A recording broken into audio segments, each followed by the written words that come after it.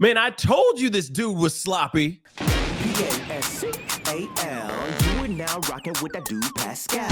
What's up? We have been covering a lot on the main channel the situation that happened where the CEO of UnitedHealthCare, Brian Thompson, lost his life. He was deleted right out in the middle of Manhattan, Midtown Manhattan, in broad daylight by an assailant. There was a multiple day search for this man. In fact, I feel like they didn't really know anything fully. That's just my opinion, that they had a name, but they didn't really know where this guy was going to be at until he had a hash brown. He suddenly had a hankering for a hash brown at a McDonald's in Altoona, Pennsylvania. And the guy's name is Luigi Mangione.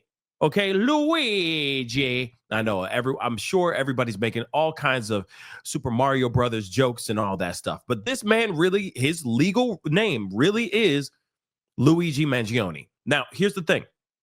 Luigi was found sitting there reading a book, eating a hash brown, minding his doggone business in a McDonald's in Altoona, Pennsylvania, when cops showed up, asked for his ID. They found the fake ID that he used to check into the hostel days before he actually exacted this unthinkable thing to this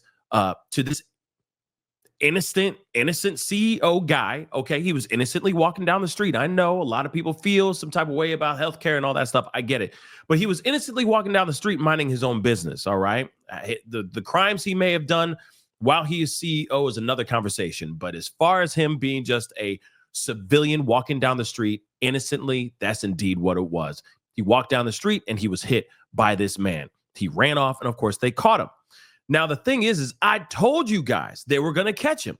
And now they're saying that Luigi's fingerprints do indeed match the things that were found at the crime scene. And he was sloppy, y'all. This mother lover was sloppy as hell. And let me explain why.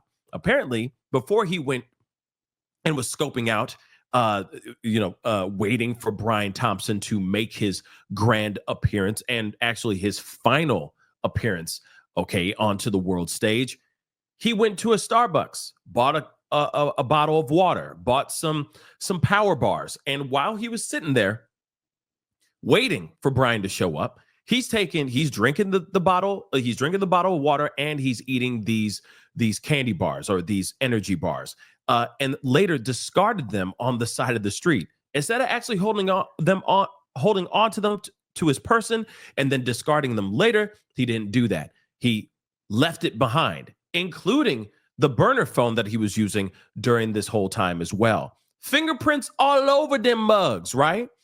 Now, the question still remains if he actually put his fingers on the actual bullet casings in the bullets that were found at the crime scene as well. That is something that has not been confirmed yet, but I do think it's very interesting to show that this guy is not a professional.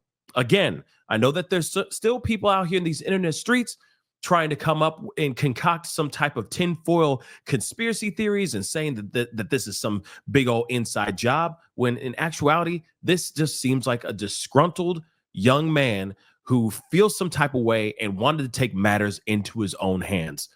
That's just how it seems to me, just on how sloppy the situation is. If this was a pro, there would be no fingerprints left behind. There would be no discarded, used water bottle and candy bar wrappers sitting on the side of the road. Seriously, it would not happen that way. Okay, but again, there's no such thing as a perfect crime. So this is just very interesting how he is going down. So the article here says police say Luigi Mangione, his fingerprints match prints found at the scene of where Brian Thompson lost his life last week in New York City. CNN reports 2 law enforcement officials confirmed that information Wednesday morning. We're going to take a look at this video here very shortly. It was previously reported a partial fingerprint was lifted from a water bottle, possibly bought at the Starbucks down the street from the actual scene, moments before the crime. Yeah, so for some odd reason, he was hungry. I guess when hungry, crime makes you hungry. And he wanted to get some things for Starbucks. And then he came back to the area to scope out and wait for Brian to make his appearance, his final appearance. It's unclear if that's the print to which the police are referring. Now, again, they say in this video a little bit something different. Let's take a listen to this. Forensic match that we know of. Walk us through what you've learned. So, fingerprints collected at the scene of the Thompson murder from a plastic water bottle, from a discarded cell phone, the so-called burner phone, have now been compared against the arrest fingerprints taken by police in Altoona of the suspect. And yesterday they were able to make a match. They were able to match all those things, but I'm still kind of curious. And I'm going to ask this. As far as the casings that were found at the crime scene, some of them had writing on it: depose, defend, deny, something like that. Okay, those 3 words were written on those casings. So you got to use your hands to write on them, right? So I'm wondering if he was sloppy enough to use his fingers to touch the actual casings as well. I'm just curious about it, but this is very interesting, though. Let's continue. To the prints that they collected at the scene. Not a surprise in some regard, in that they had an individual allegedly with a gun and a silencer and a mask and those things, but it is the first scientific forensic match that joins the growing pile of circumstantial evidence that they can say, well, how else would it be someone if that fingerprint is here and he's there with that gun and so on? Now, there's more, which is DNA evidence still pending, ballistic tests still pending. Part of that is because the gun was recovered in Pennsylvania. To match that to be the same gun, they would have to obtain it, fire it, test it, compare the shell casings and the bullets. But this is a big deal. Okay, again, yes, it's very much a big deal. They are still doing everything they can, but at the same time, let's keep it a bean. The fact that they have fingerprints matching him that were actually at the crime scene is something else.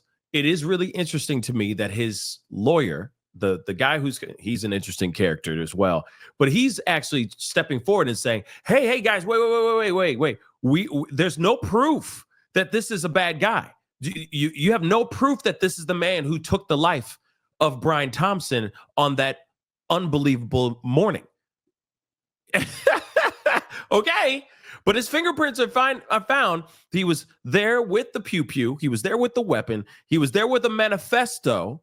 He was there with the fake ID that was used to get into the hostel 10 days before this crime was exacted. I mean, come on. Then, of course, we've been seeing a lot of stuff with him out here being like, screaming as he's being shoved into buildings, basically saying this is a travesty of America for the American people into this country, stuff like that, right? So clearly, this man right here is in his fifis, to say the least. And he feels like he's starting some sort of uprising. That's at least the vibe I'm getting here. I don't know about you guys, but that's definitely the vibe I'm getting. All right. I think he thinks that he's become, a real life Joker. Like he's going to start some uprising of some sort. Yes, I get it that there's a lot of people out here that believe that he did God's work. But I will say this, it's not God's work. Thou shalt not unalive, for lack of a better term. Okay. All right. Keep your hands to yourselves, put the weapons down and do the right thing. All right. Vote, make your voices heard in a much more safe and much more nonviolent way. That's just what I believe. Now, what say you guys on this? This clearly, man, this is the dude. He did it. And I get it. His lawyer has to sit there and say what he has to say because he got to sing for his supper too. But at the same time, though, fingerprints match Luigi. To me, I'm going to be real. It's game over for Luigi. Just saying. What say you, though? Comment down below. Let me know what your thoughts are. Hit that like button down below. Don't forget to crush that subscribe button. We will talk soon. There's a lot going on with Luigi, and we're going to talk about it very, very soon. So stay tuned on this channel and on my main channel, because we will be talking about a lot of different things in the next couple hours. Anyway, it's time to get going. Be good to yourselves. Be good to one another. We'll talk soon. This is the Pascal Show. Bye. Pascal. You are now rocking with that dude Pascal. We be going wild.